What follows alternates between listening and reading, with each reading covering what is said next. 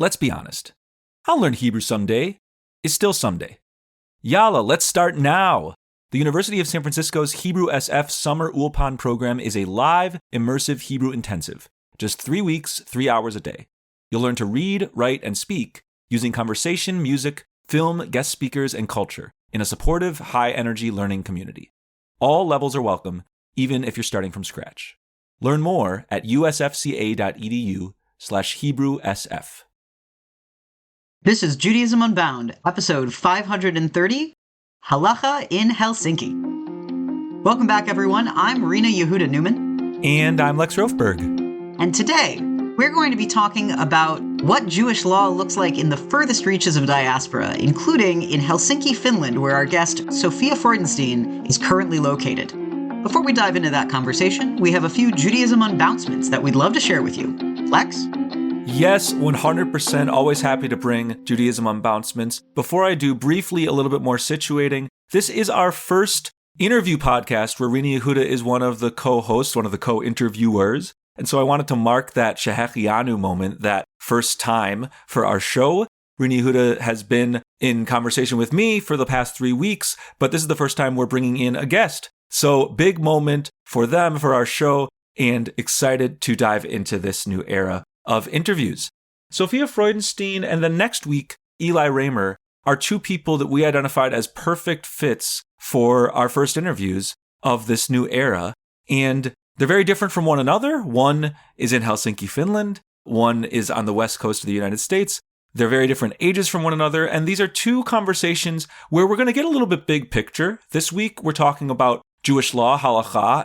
And next week, we're going to be talking about eldering, about being Jewish across generations. So we're excited to do that with all of you. And the two folks that we're bringing are the perfect fit as we do so.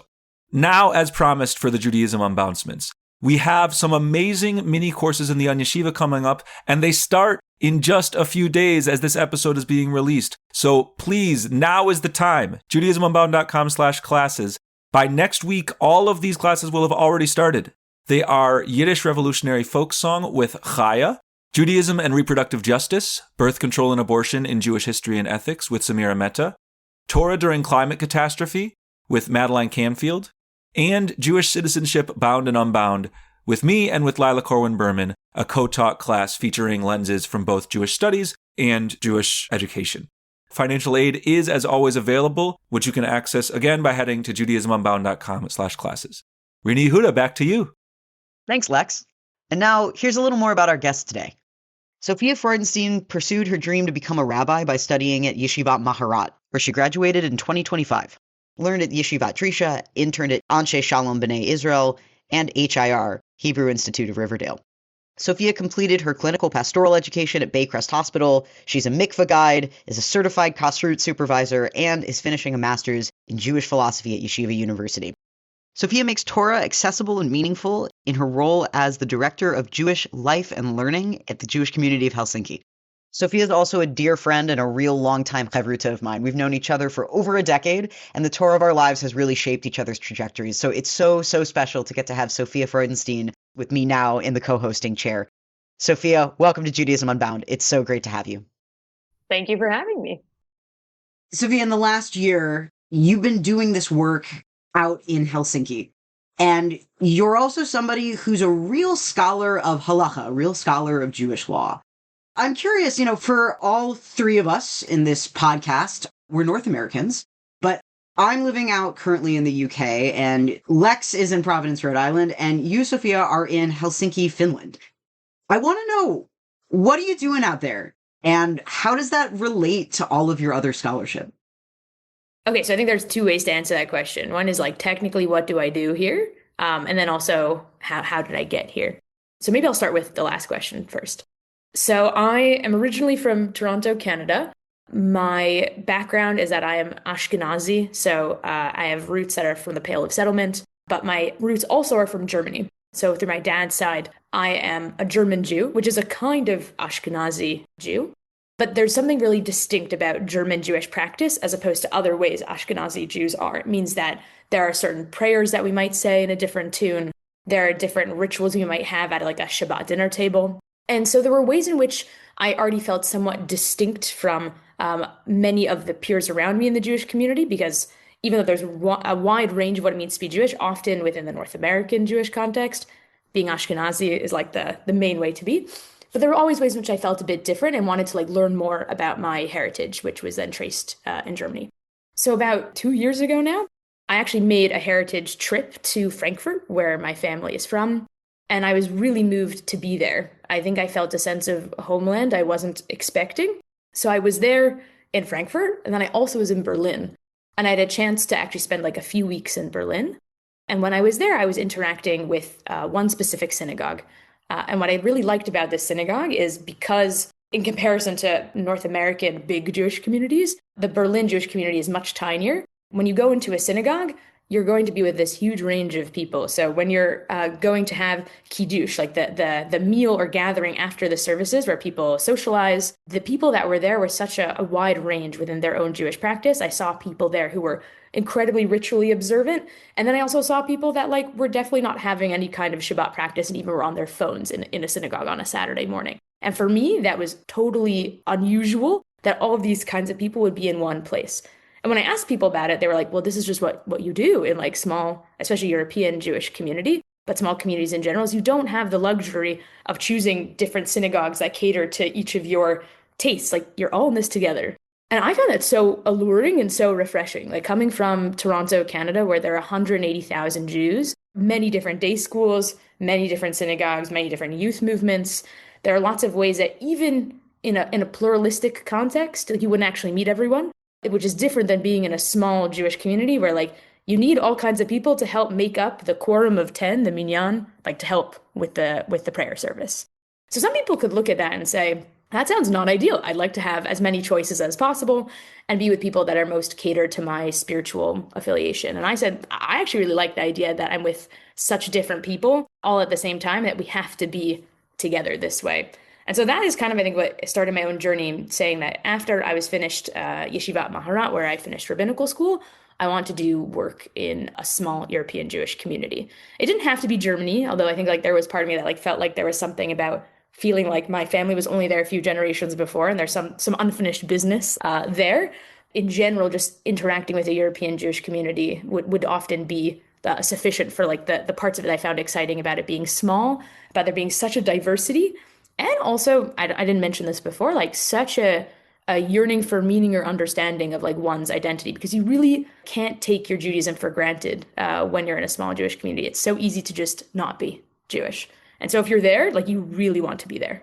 And that's really exciting. Like if you're in New York City, which is like where I was in rabbinical school, that is not how people feel about their Judaism. It's like very much what is surrounding them all the time. It might even be in the like secular social context of being in New York. While here, like it is much more of an active choice to pursue Jewish identity. So I was looking, and then someone sent me the job description for the job I have now, which is being the director of Jewish life and learning for the Jewish community of Helsinki. And they said, who's crazy enough to apply for this job? And I was like, I think me.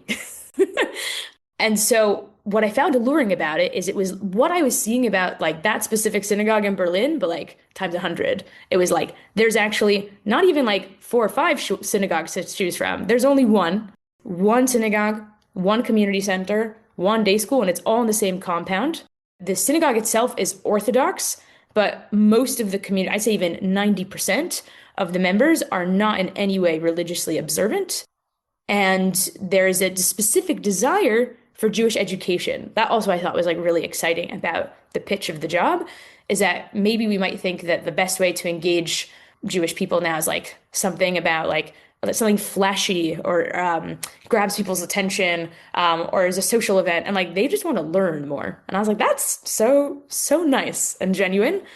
And is even a part of their own strategic thinking about like the sustainability of this community. Is the more education they have, the more empowered they will be to have a Jewish generation in the future from now.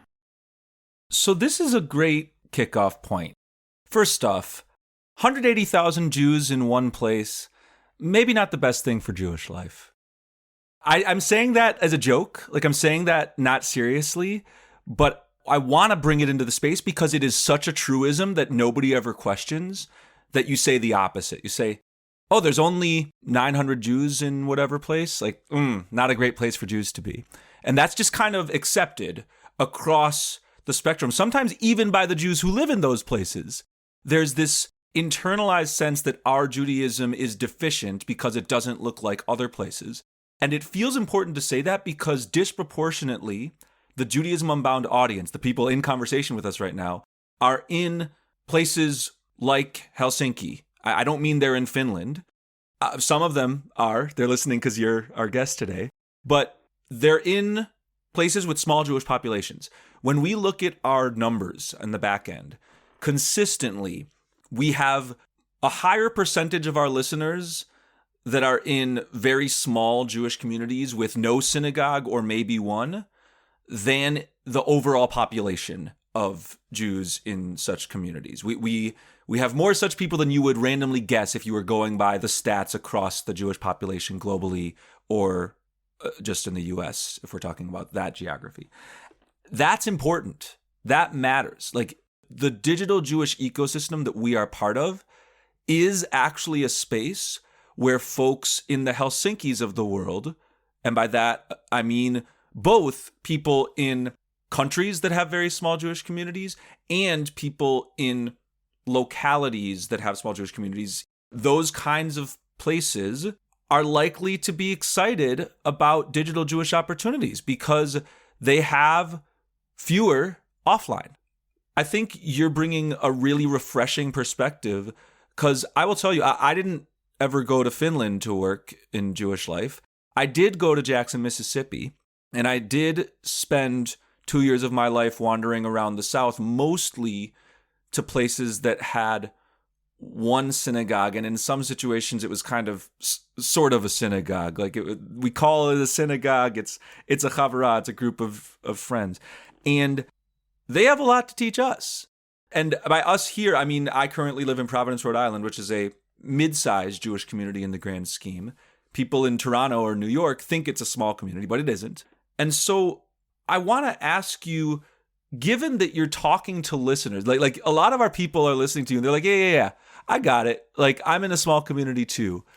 Can we start to identify some of the superpowers of such spaces? What is it about Helsinki? And it could be Helsinki specifically, but what is it about places like Helsinki that fosters a particular sense of Jewish awesomeness, of great Judaism? You gave us a sliver in by saying people don't take it for granted. That's a good starting point. What else is there?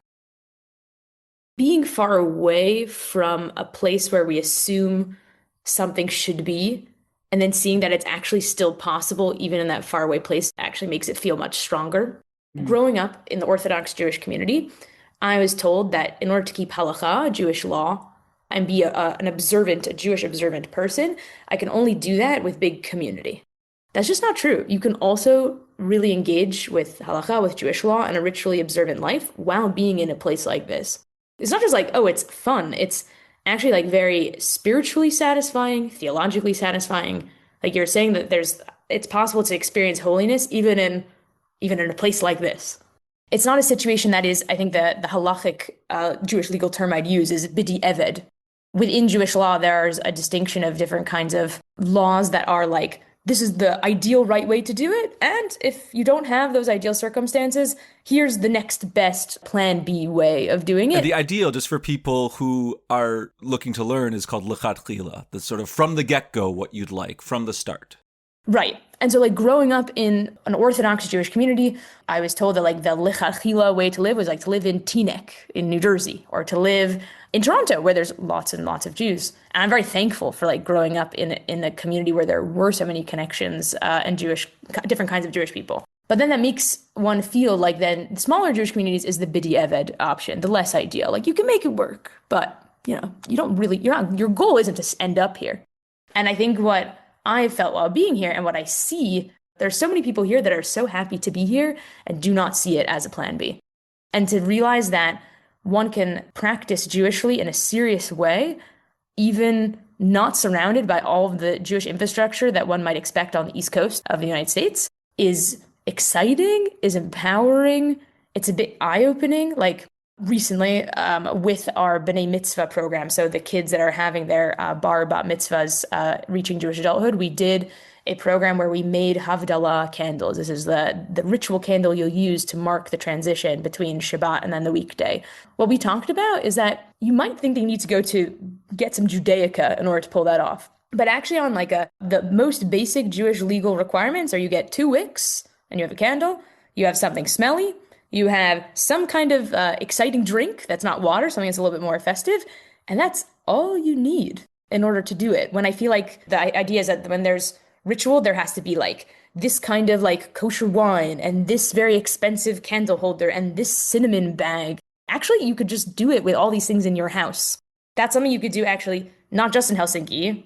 You could do it anywhere. But I think like part of why we even came to this do-it-yourself way of thinking about Judaism is that so much of our experience of doing things here is DIY. And that's actually a good thing as opposed to it feeling like makeshift or haphazard. Like we get to decide what these rituals will look like as opposed to having to buy something in a store or having some other kind of institution tell us what it should look like. I'm really, really into what you're saying about that. In fact, actually, this is good. I would argue that when you're saying that it's empowering, it can be meaningful, I would say it's liberating. So often the context that we find ourselves in North America, and I've spent a while living in New York City, there's such abundance of Judaisms, and that actually creates more stringent frameworks. It disempowers us as individuals from feeling like we're allowed to innovate. One of the things that I'm really thinking about right here is this idea of lo bashamayim hi. There's this great story that says the Torah is not in heaven. Lo bashamayim hi. It's not in the heavens. It's not far away. It's not across the sea. It's very, very close to us. And wherever it is that we live is not just a place that we can be Jewish, but actually the most imminent holiness that we might get to experience is right there because it's a different place. We talked about this on the podcast a few podcasts ago, the idea that every street corner has its own nigun. It's got its own melody. And we're existing in a world where, like, because of the printing press, because of the internet, all kinds of Jewish traditions that used to be really, really particular to place are now becoming more homogenized.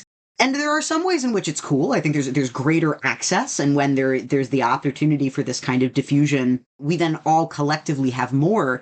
There's also an erasure. There's a sanding down. And one of the things that I think is so important, Sofia, about what you're saying in this conversation is that the individual experience of empowerment to be able to do Jewish ritual in a way that is resonant, in a way that is exciting, in a way that is both new and totally not new, feels crucial. And so I think the question that I have for you is, in a Jewish world in which most people think of halacha, like think of Jewish law as this being this kind of immovable thing, even those who are halachic, I think often sort of see it as being a structural framework that cannot change. And for people who do not necessarily have an active relationship to halacha, see it as being something that's esoteric or archaic. What's so exciting about what you're saying is not just, oh, we can be Jewish in any way we want anywhere, but that halacha might actually have something to offer us there. And I really want to hear you talk about what is the relationship between halacha and innovation in these far reaches of diaspora that's not b'diavad, that's not under duress, but is actually l'hatchila, which is the best way to do it. So I can start with just an anecdote from like my first night that I was here. I came in late July, which in Helsinki or in Finland in general, the sun sets very late. And I told myself when I landed, like, I'm not going to go to bed until the sun sets. And then it was already like 11 p.m. And I was like, whoa, why isn't it set yet? But I also wanted to daven Mariv, which is the evening prayer that you can only do after the sun sets. And I just remember waiting and being like, I can't do it yet, but it's 11:30. Okay, like now I could begin doing it. And I don't think I've cared so much about Mariv in my life.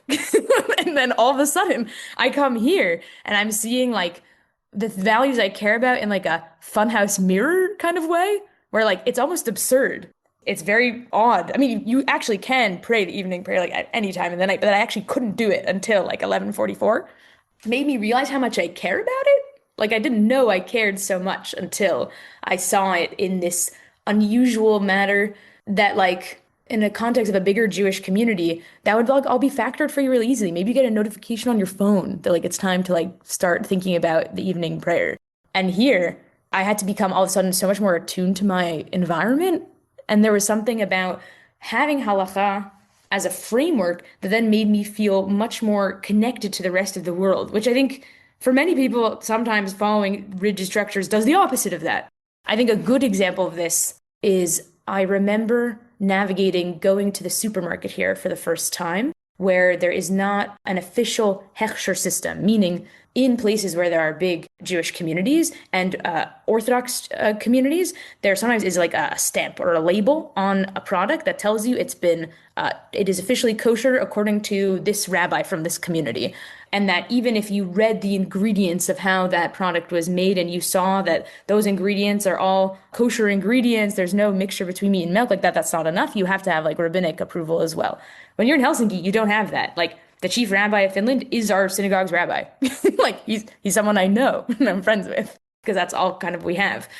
And so there isn't actually infrastructure to have that kind of system here. So to be a richly observant Jew here in North America, what would probably differentiate you from other kinds of Jews is that you would only eat products that have this official stamp. And here you can't do that. It's actually impossible. And so already here on my first day going to the supermarket, I had to navigate what I could buy in the store. There's a list that we have, but also a lot of the list is a very empowering list where it says like, but raw products where you know there's not any other contaminated things, like you can trust that this is fine.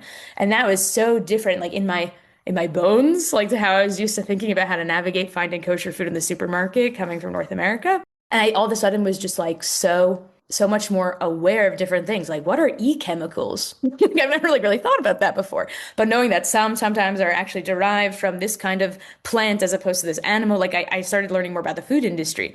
When then in contrast, my plain food on the way here was from Brooklyn. It was a Chabad hechsher. It had a Chabad kosher stamp. It was a meal that was heated up, multiple times in the oven. It was dry and not so yummy. And it was also meat, which was being served during the 9 days. The 9 days are a time of mourning in the Jewish calendar, from the 1st to 9th of the Hebrew month of Av, where we're like preparing to be mourning for the destruction of the temple, which happened thousands of years ago on the 9th of Av. And the tradition, according to Jewish law, is to not eat meat during that time, because that's like a sign of a kind of anticipatory mourning, that like you're not going to have something festive, which the rabbis of 2,000 years ago thought was eating meat. So it was very funny to like have this meal that was technically kosher, but when it comes to like experiencing Jewish rhythmic time was not the right time to eat that meal, but it was like technically kosher because it had the stamp. And then I ate that on the plane because what else was I going to eat?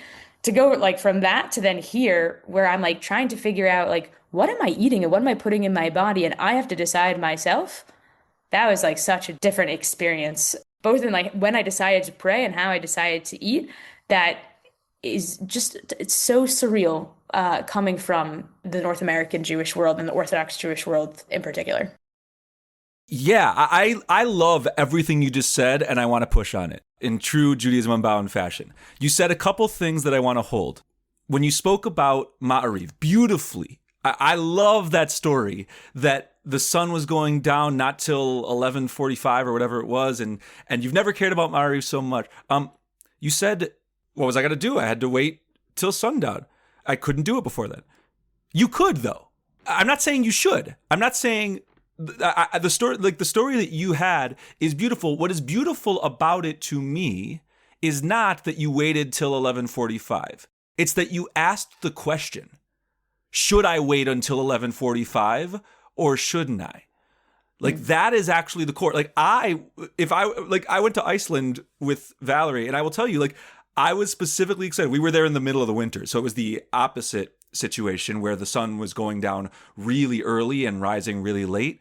I'm not an everyday davener, but I made a point to like pray because I wanted to play. I wanted to notice the ways in which time was being shifted by being in Iceland. So I resonate with that. And my personal Shabbat practice, for a variety of reasons, is that I don't only go by when the sun goes down on Friday.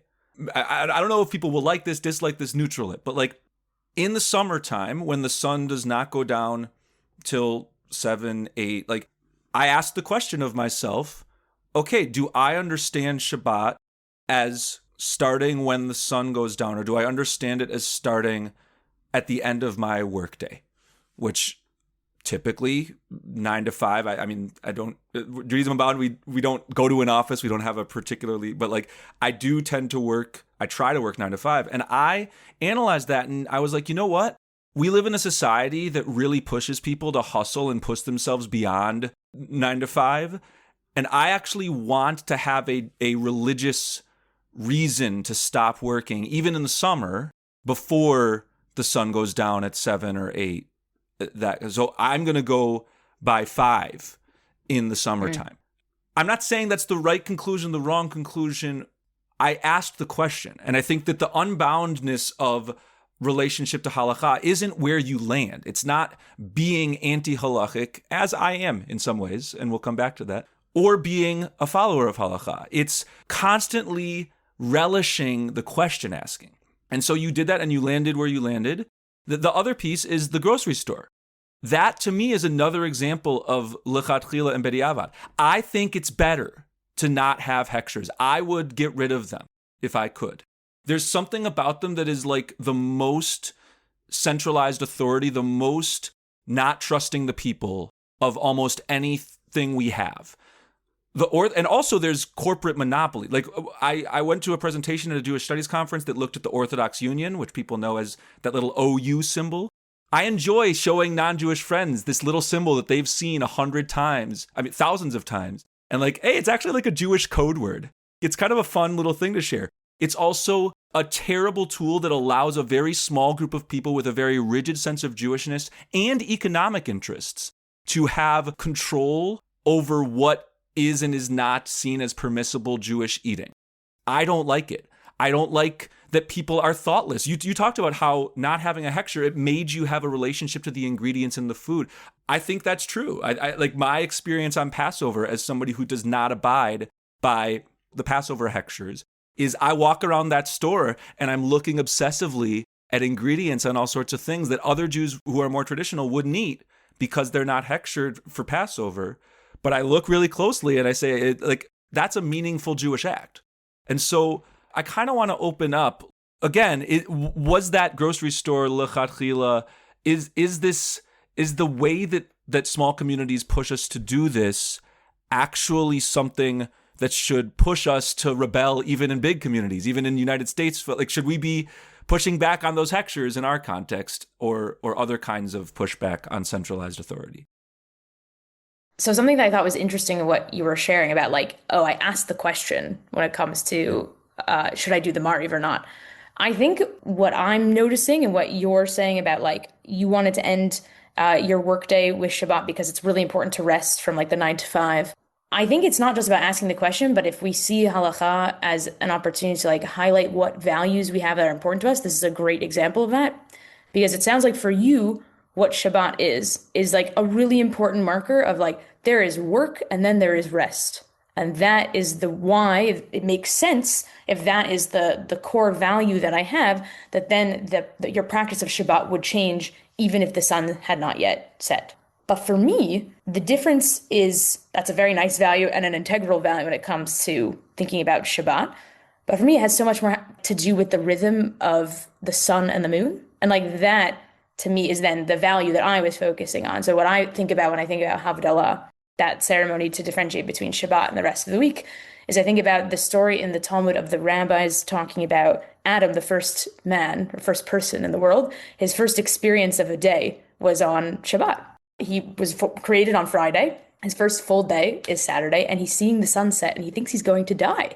He doesn't understand what's going to happen the next day. And he thinks that, like, this is it. This is the apocalypse. And then God says, don't worry, like, I have fire for you. And very different, actually, than Greek mythology, where humans steal fire from the gods. God gives us fire as a gift. It's so important for Adam to experience the sun setting, and then, oh, wow, like that's when the shift of time begins, as opposed to it being about work or not work. That like that, the origin of a Havdalah is that fire that God gives Adam. And so to me, that then expresses like the point of Shabbat. Of course, there's all these important values about work and rest, but like to me, that story, which I also, in light of just sharing anecdotes about like living in Finland and the ways that this affects how I relate to the rest of the world, I'm learning the Finnish harp right now, the kantele. It's a very interesting instrument. And my teacher is not Jewish. She's Estonian, really talented. And she asked me for my work, is there any kind of music that would be helpful? So I said, I want to like learn Havdalah. Like I'm sure it'll be very fun to like play in like the Helsinki Jewish community. They'll never seen a Finnish heart play a Jewish song before. And so I sent her chords for Havdalah and she said to me, what's this song about? And so then I actually told her this Adam story. And then she goes, oh, it's so true. Like she's grown up in Estonia and in Finland. And she goes, I often wonder if the sun is going to rise again. And like she like really resonated with that story. And like I wasn't expecting that like moment of connection for us. And so to me, like that's part of what Shabbat is too. Which then if Shabbat is how I think about cyclical Jewish time, and then therefore like when prayer times are, like if that evening prayer is supposed to be after the sun sets, but I realize like the value of the sun setting is like it's connected to this story that teaches us about like, the sun will rise again, the fire will return. I really want to preserve that. That feels like something important to highlight in our differences there. Is it even about like halacha, anti-halacha, or is it that we had different values driving our decisions? And like actually halacha can be a medium in which to navigate values that we have, and when they compete, what do we do about them? Part of what I'm noticing in this dialectic between Lex, you saying, I make this decision in this way that's about 5 p.m. is the cutoff because it's about work and rest. And Sophia, you're saying, I really want to be tuned into the movement of the moon and the sun because actually that's the primordial heart of the creation story. It comes before we think about work and rest. What makes this conversation so unbound is about exactly what you've just said, that we can have our own values. And we can prioritize those values in different ways. And what makes this concept of halacha unbound is that you're saying halacha is the medium through which we can express our different priorities and our different values. And we've been talking on the show recently about this idea of holy chutzpah, having the self-esteem or the Jewish self-confidence to be able to make decisions based around your own values and to feel that rooted in the Masorah, to feel that really rooted in the tradition. And one of the things that I think is so cool about this conversation is it's really highlighting there are all kinds of Jews who are quote unquote halachic Jews who could actually have a very unbound relationship to halacha and to Jewish practice. And so too, there are also plenty of Jews who have nothing to do with halacha who I would say are very bound. What is it to have an unbound vision of halacha? How is it that systems of Jewish law can actually help us better express and prioritize our values? And I'm also really curious with this other element that we've brought into the conversation about diaspora, about being in small communities where we are mostly surrounded by people who are not Jewish. I'm really curious about how this relationship actually is about the rest of the world. If we have a more unbound philosophy towards halacha or towards Jewish practice, how is that actually meant to be connective to the non-Jewish communities that are around us and are around many of our listeners, for many of whom the boundary is not actually so sharp between Jew and non-Jew, because we all have all of these relationships where we're not only speaking to other Jews. How is it that halacha might be actually a connective force with other people instead of a barrier to being able to engage with the rest of the world? I think this is connected to Lex's question also about what about being here might highlight what actually even in bigger Jewish community should change. I'm still figuring that out. Originally, when we said like how is this connected to like my own thoughts as like a scholar of halacha or of Jewish law, this is like part of the project. I don't know yet, but this feels like a very important incubator for me. Kind of like I said about the funhouse mirror, like sometimes you need to see things upside down or distorted to like appreciate what they actually are to you. There are many ways in which being here, no matter what kind of community I am to end up in next, will never be the same. Ways in which don't feel like as high stakes. Like I think forever now, there's a specific tune that is sung for part of the Amidah, which is one of the most central prayers within like structured prayer. You pray all 3 times a day according to a traditional prayer service. There's a specific tune that this community has and that the one other synagogue in all of Finland has, which is in Turku. And I've never heard anywhere else. I cannot find the source for it anywhere, but you meet people old and young and they know it here. And I think that will be a part of my liturgy forever. And that is something that this community has like taught me, that it is a specific tune, but it's that even for people here who might not understand or appreciate on a knowledge base when it comes to like basic Jewish facts or knowledge, like what Judaism is. Like they taught me that tune, and there's no way I could have learned that tune outside of this space. And there's something beautiful about that particularism and uniqueness that this community has now given me that I think any community has. And it can even be that in the synagogue that like the lights flicked a certain way. So then like now people, I don't know, like have to have this colored prayer book sheet, or that I think the joke is that in the shtetl, like where Jews used to live in the Pale of Settlement, that there used to be Jews used to bob their head whenever they're going to the synagogue, and someone asked why, and they said, well, it's because in the synagogue we used to be in, there was like a big lamp there, so like they bob their head. But people see that, and then they just go, oh wow, what's this ritual? I don't understand it. Like it must have such deep meaning. And so like there are things like that all the time here that are like very particular about this community. I could like give you a few more examples. And I just think it makes it so special. Like it's like not just like, oh, it's endearing. That's kind of patronizing, but it's a reminder that actually every Jewish community, big or small, is like this. There's a big part of this has been wiped away because of the Holocaust. There's a big wipe away about this because of the way there's been erasure of other kinds of Jewish communities outside of an Ashkenazi framework. And I think that this is actually what Judaism looked like 100 plus years ago, way more than some of the ways in which, I don't know, to be Orthodox and Jewish now in North America, you might need like 3 dishwashers. Like, that to me is not what my great-great-grandparents did when they were living fully Jewish lives, where they probably weren't even talking about halacha or not halacha. They definitely weren't reform or reconstructionist. It was a totally different world I'm not suggesting there was like a progressive bent there either, but just like not the framework in which they were thinking about categorizing themselves. They were just living Jewishly, and like that probably meant having a Shabbat dinner, and that probably meant eating maybe kosher food because that's actually all that was like available to them. And so I think that there are ways here that echo much more what Judaism has always been like, as opposed to the ways in which there's a lot more industry Judaism that has taken over and suggested that they are the right way of doing it, and this is the lesser. Yeah, that closing piece is so important, this notion that, for me, you didn't say that halacha does this, but like that certain forms of at least stringent halacha, they do create a sort of corporate, and I don't just mean like economically corporate, they create a hierarchy, they create a top-down structure where an individual's role is not to navigate Jewish decision-making. It's actually not. It's that somebody at the top of the community, the rabbi, or even an entire institution like the Orthodox Union or whatever else, they're charged to make decision-making, and the role of the people is to buy the 3 dishwashers. It's not to ask how many dishwashers or what our kitchen should look like. It's to execute the decisions that have already been made. And for me, like I really do feel called to offer up why I'm not a halachic Jew, and why I think we need to name the problems with it, and not just with strict halacha. And I want to start by saying there's an ecosystem of progressive halachic thinkers, and I'm not denying their progressiveness at all. Many of these folks start by saying, no, halacha isn't inherently rigid, strict, conservative. It's just the way. It's sort of a play on the Hebrew understanding. The word halicha does mean the way, or like a pathway.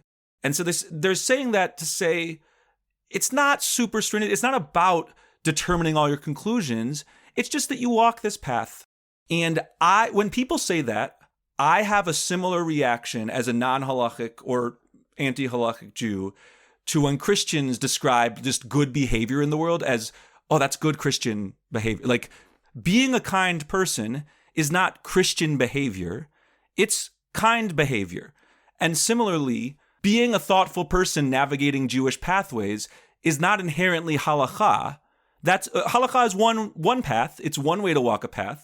But if you're walking the path and you're kind of not allowed to conclude certain things, I'm going to not do Shabbos at certain times. Like if you're navigating questions and the parameters are already set and you can't fully conclude, then halacha is not merely the act of walking a path. It's walking a path with like some big construction signs along certain subpaths where you can't walk down. It's like you're on a ski trail and there's a bunch of ski trails, but half of them are closed for maintenance and you're not allowed to go on them.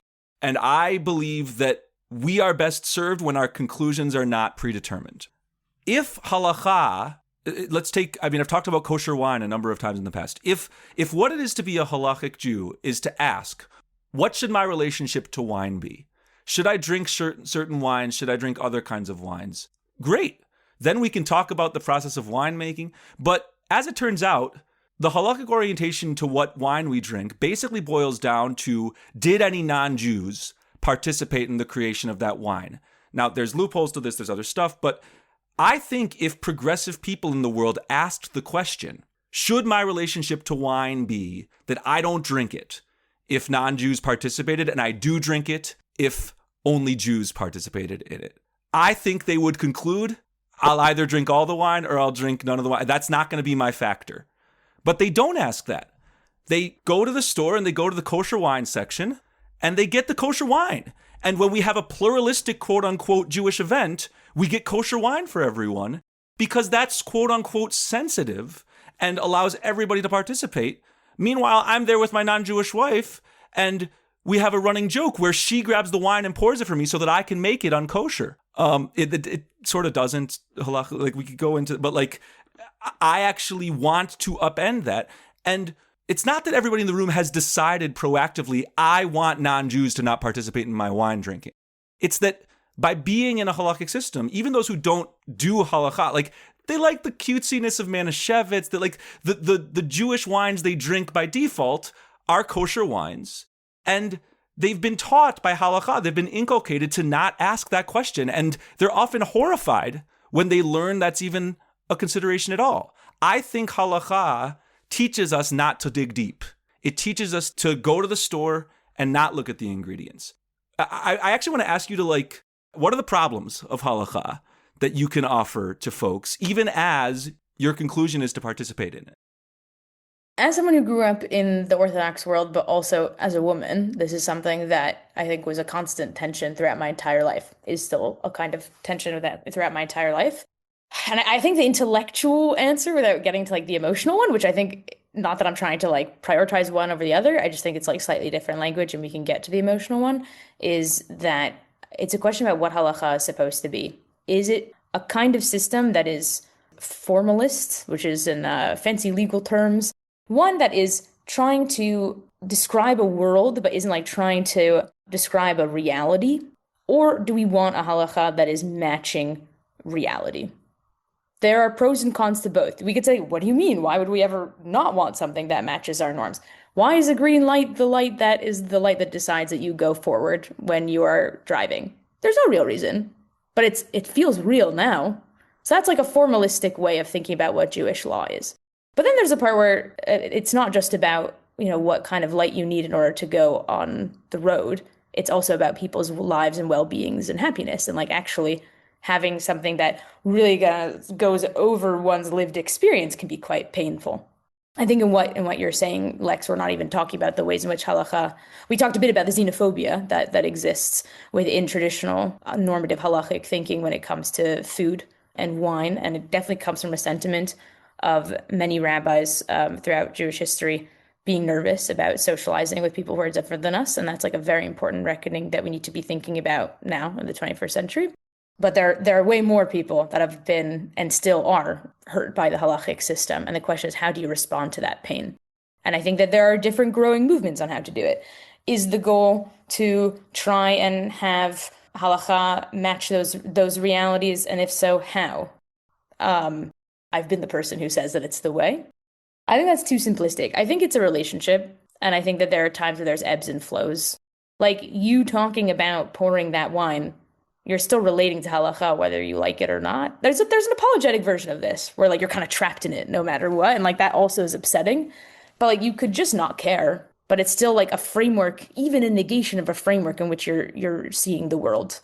And I think then the next question of, so what do we do about that? Because sometimes that's just how you experience the world. There are some ways it can really hurt people.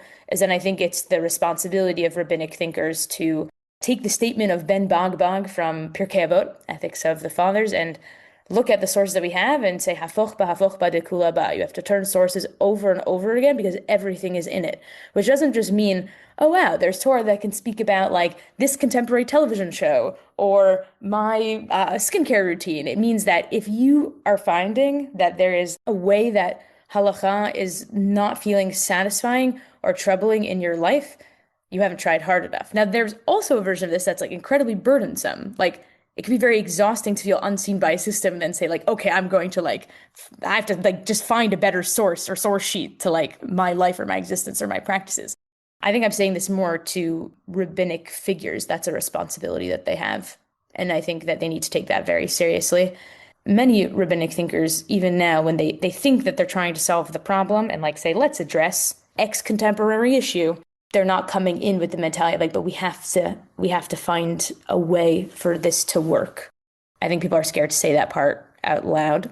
I feel very blessed that within my rabbinic education, there were many times where the Orthodox world or the traditional Jewish world like upset me, but the sources never upset me. I found that whenever I was, and I feel very privileged I had this opportunity, whenever I was reading the Beit Yosef, which is Rabbi Yosef Karo's preliminary commentary before he writes the Code of Jewish Law, Shulchan Aruch, he provides so many different opinions, even within within that commentary. Like he'll ultimately have a norm. He'll decide on like 2 or 3 within that, but he might have like 15 different approaches within that preliminary commentary. I have yet to find, I think, any topic that I care about that isn't somehow addressed in those texts in a way that is meaningful. I've always been able to find something and to feel like I can trust myself in reading a source that way. I also know that like I devoted many, many years to that, and that's not something that like, not even that everyone can do, but like wants to do. I see this as like a responsibility that I have in my own role, that like this is the approach I have to take, and I like that's part of what I signed up for, to do that work. So I definitely hear what you're saying, and I have experienced that frustration. I think that that is part of my own life work to try and make, I think my experience of halacha is one in which I want to bridge it more with reality than it be formalist. When you do that, it empowers others to do the same. And I think about what Lex was saying about the way that most people posit halacha as being it's this road, but there are all kinds of markers and signs and symbols and detours and blocked off routes. I think I land in a place that's I don't want to make it into like an oppositional binary spectrum between Lex and Sofia of the ways that you both think about halacha. I think it's a much more interesting sort of integrated color spectrum diagram situation. But I do think I land in a different place in my relationship to halacha than either of you. I want to tell a story that I think actually illustrates my relationship to halacha best of all. My aunt Natalie Goldfein, she is somebody who once had a roommate. And with that roommate, they had a purple emu pen. It was this really silly, like plastic. It had like feathers and like big googly eyes. And her and this roommate would hide it in different places in their house. And then when one of them would find it in a silly place, they'd be like, oh, it's like so cute. The other person hid it for me. They'd like have a little laugh, and then they'd go hide it for the other person to find. That's what my relationship to halacha is like. And what's the pen? The pen is holiness and sacredness in the world. And who's my roommate? God. It's this idea that it's this game that we play with each other where we're hiding holiness in different places, and we make the rules up together. Too often, in this modern Jewish world, we act like it's not a game at all. And in fact, in doing so, play games with people's lives. There are all sorts of ways that I can't participate in the quote-unquote halachic system as it is often described. And yet, halacha is a system that, in the ways that I do engage with it, which is often more by choice, right? I was raised in the Reform tradition. I'm no longer a Reform Jew. However, for many, many years, the phrase of Reform Judaism has been choice through knowledge. And so there's a way that I might not be a Reform Jew, but you can't take the Reform out of the Jew. So my approach to halacha is really a sort of post-Reform relationship to it, where it's the chiddush, the innovation of choice, is what actually allows me to have this life-giving and holy relationship to the thing itself. There's a teacher named Rav Shakar who likes to talk a lot about postmodernism and Judaism. one of the biggest conclusions is the idea that we're existing in a time in which our relationship to Jewish practice is no longer coercive, or at least it is for many Jews in many places in the world. Now that we are living in a post-emancipation world where Jews, by and large, in most of the places they live, have legal rights, we are no longer stuck inside of these communities where we have no other rights or choice but to make our own systems of law that are coercive and to some extent quite literally ghettoized. And that means that for the first time in many, many years in Jewish history, we can choose. And in a world of choices where you could make any choice, as Sophia, as you said, you could just choose to not care about whether or not the wine is hechshered or not. You've chosen to care and you've chosen to respond to it. You've chosen to be very angry about it because you have an ethical priority that's so important. It feels so important to talk about the fact that in at least my formulation of halacha, that it's this beautiful game where we're hiding holiness in these little moments, that suddenly I remember to make a blessing on the apple that I'm about to eat. I suddenly get to say, wow, there was holiness in this apple. Like what a joyful thing that is. When we really get to look into these tiny little moments, it can be so liberating when we're able to think about it as the holiness of choice rather than, the void of postmodernism in which nothing inherently has meaning. We get to assign that meaning. And that's so powerful. I wish that more people in the Orthodox world got to feel that empowerment. And I want to bring up the fact that coming from a Reform background, there was no place I could go to learn about halacha. I see that as a huge failure of the origins that I have. And part of the reason why I've been so excited, Sophia, to get to have you on the show is to really start a conversation with our unbounders. What role does halacha play in unbound Judaism? Love it, hate it, reject it, want to learn about it? Where do we go to learn about those things in a Jewish world that we're trying to build in which everyone is empowered, everybody has the holy chutzpah to make a Judaism that is resonant? We talked about how Judaism is like a whole fridge stocked with different raw ingredients. Halacha is like a whole food group. So how can we make it more available to more people in a way that isn't about hurting people, but is about giving more people opportunities to experience holiness in the specificity of place, in like the exact place in diaspora that they are for its uniqueness? So this is something that I'm preparing to teach soon, so it's on my mind, but it's also an experiment for exactly what Renita is talking about, where it's a class to teach halacha in a pluralistic, not Orthodox context. And it was very personally comforting for me when I was learning for a full year about kashrut, about what it means to keep kosher. So it's about waiting between meat and milk. In a traditional kosher context, the idea is that meat and milk should not be mixing together. What I found very special about learning this topic is I was able to look at the source in the Torah where it started and then follow it through halachic history to see where we got today. And that whole journey was something that was like very moving for me because I felt like it showed what different, not even just rabbis, but like how people in history have like encountered this question and why it's important. So it begins with one verse, which is about not boiling a goat's kid in its mother's milk. That is like the source for so much of the laws of keeping kosher, even though in the text itself, it is so specific. It does not sound like it's about all meat or all milk. Actually, if I were to like read it on my own, it seems to be some ethical concern about like the kid and the mom. And like, that doesn't seem like a good thing to mix together, but that's where it starts. And then you look at the Mishnah, which is then the beginning of the oral Torah. And then it becomes more expansive to talk about all meat and all milk and how they shouldn't be together. The Talmud, the Gemara, which is then the commentary upon that, which is in Aramaic, starts talking about how there should be proper separation between those two things. Even if you're at the same table, there should be some kind of divider between the two. But you see in the text that they say like, okay, maybe if you're going to be eating these things, you should like wipe your mouth in between, make sure it's a different meal. And then there's one rabbi, his name is Mar Ukva, and he says, my dad was so religious that he used to wait 24 hours waiting between meat and milk. And it's like, okay, thanks for the anecdote, Mar Ukva, like, thank you. It is not stated in any way that is legal. It's just like him telling a yo mama joke, but it's actually about his dad and waiting between meat and milk. But that's when the rabbis in the past 1,000 years go haywire. They like see that you're supposed to have some kind of distinction between meat and milk. They probably see this line from Mar Ukva that is not meant to be a legal statement. It is in the story category of like Talmudic stories. It's never codified. But then you see the rabbis, they probably are holding on to that and they go, well, maybe we should have we should be able to separate by wiping our mouths in between, or maybe we should have some kind of Birkat Hamazon, prayer after eating a meal to separate. And then the Maimonides sees it and he says, we should wait about 6 hours between meat and milk. And that makes sense because he's thinking just between meals and he lives in Egypt in the 1200s and they only have 2 meals then, morning and evening. And that's going to be 6 hours in between. So yeah, it's a descriptive statement, 6 hours.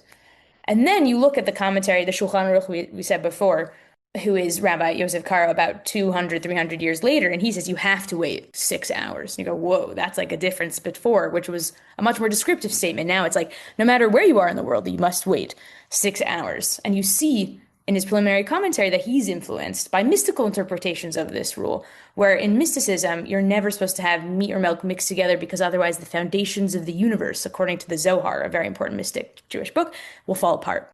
And then you see an Ashkenazi commentator, Rav Moshe Isserles, in the 1500s saying we wait 1 hour. I don't know what this is about.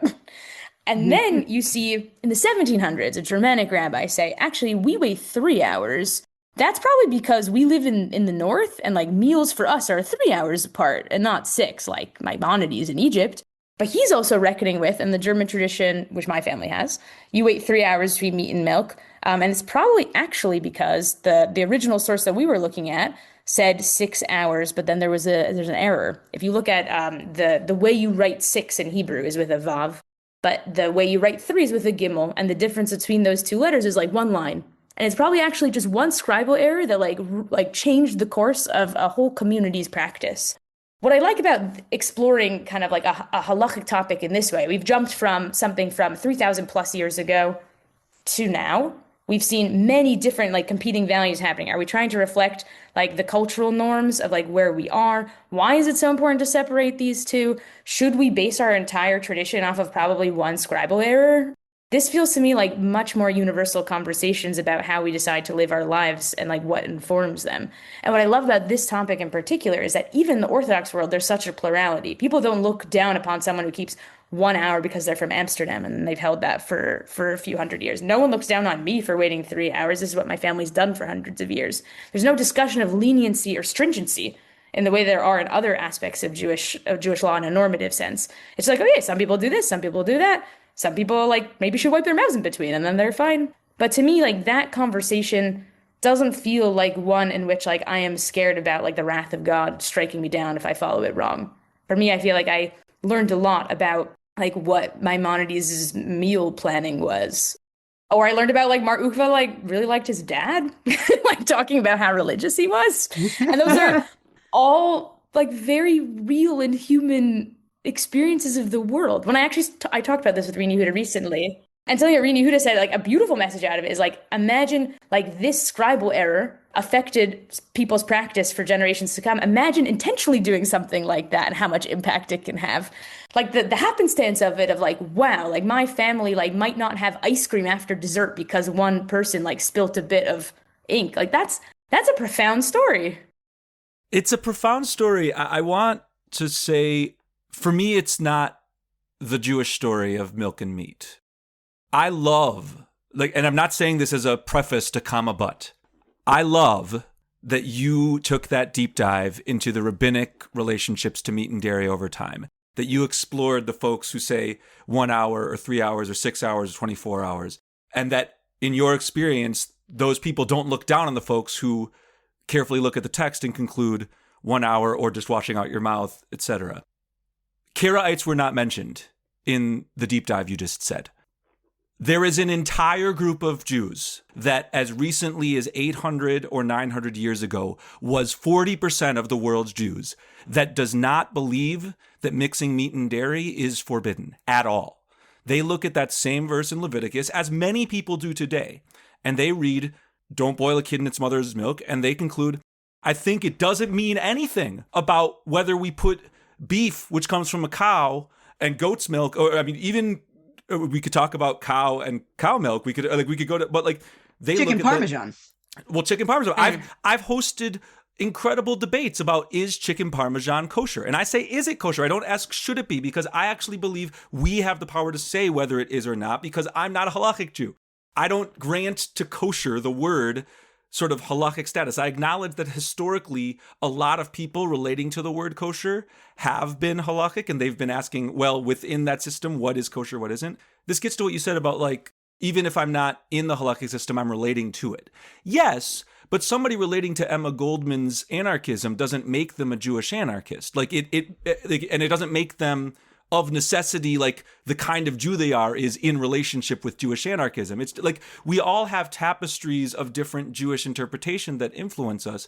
And for me, I can't abide a Jewish world that, and I'm not saying you do, I think you probably are very familiar with the Karaites, and I hope that they play a role in this class, etc. But like, I can't abide a Jewish world that tells a story about the Jewish collective relationship to meat and dairy and misses the Karaites. I can't do it. It feels like a violation of any conception of Jewish collectivity. Because as I explore Jewish history, that is a big group of people that had an entire school of relationships to Jewish and have their own internal debates. But they don't use the rabbinic system, the Talmud, the later codes as an intermediary. They relate to the text of the Tanakh itself. And I find that system to be more thoroughly what progressive halachic people talk about halakha as being. Because there it's really like, look at the Bible, use your judgment, ask questions about how the world operates, and come to your conclusions. And so I'm not saying any of this because I think you strongly disagree. I actually don't think what I just said was like pushback on your, again, beautiful deep dive that I want you to do with other students into the history of rabbinic relationships to meat and dairy. But the reason I feel called to do this is because we do a big thing when we tell those stories and call them the Jewish history of meat and dairy, as opposed to the halakhic history or the rabbinic history. We teach people that that there's not other groups that looked at Leviticus and said, oh, that all that means is don't boil a kid in its mother's milk. And then when they read Leviticus and they come to that conclusion and they're like, what's the deal? We're separating chicken and like chicken doesn't even have milk. What, like they think that they're coming to sort of an un-Jewish conclusion that would lead them to be like, well, I guess I'm not really part of this. When in reality, we have precedents in our history of deeply Jewish folks who came to the same conclusions. And we didn't even talk about sort of the Bund or Rini Yehuda's Reform Jews who also relate to meat and dairy questions and come to different conclusions. All that's to say, like, given that you actually, as my sense is, agree with this rant, you also disagree with parts of it. Close us out from Helsinki, Finland, from your anchoring in Halacha, with how unbounders out there might apply this conversation to their lives, how they might think of marginalized groups like Karaites and centralized groups like rabbis, hold them all together with love, and live Jewish lives. Two things come to mind. One is that I identify as a halachic Jew, and I'm not good at the first law that is in the Shulchan Aruch. Later on, it's going to talk about how to keep Shabbat and all the ins and outs and the very high stakes things, like make sure you don't turn on a fire or whatever, these things. And the first law is that you have to wake up like a lion every day. That's a law. And I snooze 3 times, like usually a day. And I still call myself a halachic Jew. There are also laws in the Shulchan Aruch about not talking to devils on Shabbat. What's that? It's not that therefore all laws within the Shulchan Aruch are definitely like that. But I think that already opens up a conversation of what does it mean to relate to that label of being a halachic Jew? And which laws are there that are like the lion waking up in the morning? Or which ones are more like, I personally wouldn't start a fire on Shabbat? Like what is making me decide one or the other? And then I think the other point about the voices is when you said that there was a sadness that I felt, and it wasn't just like, oh, I want to be inclusive and I want to hear all kinds of voices. It was that in the story that Rini Yehuda invoked about the Torah is not in heaven, lo b'shamayim hi, there is a beautiful and empowering part of that story, which is that the rabbis tell that to say, God doesn't have to make all the decisions about how Jewish law should work. We can too. And we aren't perfect. And that's like the sad part about not having a divine relationship to law, which is that ultimately humans have norms and voices get lost. And it's really sad. Like that was the sadness that I had, which doesn't mean you don't bring them back. But inevitably, in a world that, like the oral Torah was written down when it wasn't supposed to be written down at first, like there's sadness to these things. I think one of the ways in which we say that Torah is not in heaven, what we've done for most of Jewish history, we've decided that means that we decide things by majority. And that's like part of the way we've reckoned with that, is we said we won't be able, like God knows all the opinions. Like that's what I think when I think about what does it mean for there to be something above me that is like perfect. It's like God has omni-meaning and understanding of everything in a way that humans just can't. And whether you relate to like, is that what God is? Do I believe in God? More so just like the contrast of like, we are fallible in a way that maybe an ideal conception of law is not. That's the downside of Lo Bashamayim Hi, is that also the ways in which humanity can be really terrible is also like mixed into that. Which doesn't mean that we have to keep it the way it is now. Like part of it is that we need to strive towards bridging that gap between the divine way of thinking about law and ours. I want to learn all the different reasons. That sounds cool. And I want to try and figure out how to incorporate them. But it's not just the Karaites. Like I think part of my emotional response there too is like, I think the role of what being a woman in a halachic framework would look really different if we took what was in the Tosefta very seriously. These are the Tannaitic statements that didn't make the Mishnah. They're there. They're also like, if you look into Geniza, which is an archive, it's really trash, actually, historical trash, that when you have texts that have God's name or like holy texts that in Judaism, you don't throw them out, but you plan to bury them or you like collect them, almost like treating like a person, like you want to give them proper respect. And I think that says a lot about the Jewish relationship to text, which Karaites also have in light of similarities. But you can look in a Geniza now and find something you think is a piece of trash that's actually a poem that is describing a homoerotic relationship between us and God. Or about, we even have, like within a Geniza now, like where, like a woman who was in charge of a yeshiva, of a house of learning in Iran in the 1600s. And like that didn't make the cut to like normative Jewish practice. And there's sadness to that. And I think that there's parts of like, we live in a society. That's like how it works sometimes. But then actually maybe part of our job now is to try and find those and bring them back. So I guess like the sadness response to that is like, yeah, they didn't make the cut. What else didn't? There's a whole world of things that didn't. And imagine what it would be like to bring them back. I think part of what an unbound Jewish consciousness is about recognizing with the grief how much was lost. And sometimes restoration of those things, bringing them back. And sometimes looking around our world right now and saying, what does it mean to make a Judaism that is responsive to those of us who are here right now, who have felt written out of that Torah, that same Torah that Moshe Rabbeinu, that Moses said, if you're gonna kill off any parts of this collective, if you're gonna ignore anybody, write me out of your book. We're standing at this moment where actually Judaism is not going to be the same. We're in a real inflection point in Jewish history. And we actually now get to make those decisions. You said, what would happen if there was a scribal error that has affected all of this? How much more so if we were so intentional about the choices that we make, about the kind of practice that we want to build now? Just to really bring this full circle, the specificity of all of the places that we are across diaspora. I want to hear all of the nigunim on each street corner. I want to know what the Torah of each unique place is. I want everyone who lives there to feel empowered that they're doing it right, because that's the nature of the Jewish practice of the place that they're in. That's the time that the sun sets there. That's the corner store that gives them like the special fizzy apple drink that they like to use for Havdalah instead of wine. And it doesn't have a hechsher. And that's the ritual. That's the mitzvah of that place. And that they stand in it. And we have a Judaism that is 100,000 different blossoms. And that's actually what allows us to be in the world as Jews, instead of feeling separate, instead of feeling scared, that it's actually the specificity and the uniqueness of each place and each practice that is a part of liberation. It is actually in the uniqueness that we experience of the places that we're in that allows us to speak to others, whether it's other Jews of different practices or non-Jews of other practices, that allows us to honor the holiness that's in each relationship, in each place. So Sofia Freudenstein, thank you for coming on the show, and thank you for talking with us about an unbound halacha. Thank you. Very appreciative of the conversation we had today. And thanks so much to all of you out there for listening. We hope you've enjoyed this conversation, and we hope that you'll tune in again in the future. As we close, a quick reminder that our On Yeshiva mini courses are starting in the next few days. JudaismUnbound.com/classes is the place to go to sign up. Financial aid is available for all of our classes, and that is accessible via that link as well, judaismunbound.com/classes. We want to close the episode, as always, by encouraging you to be in touch with us, and there are a wide variety of ways for you to do that. First, there's our Facebook and Instagram handles. Both of those are at Judaism Unbound.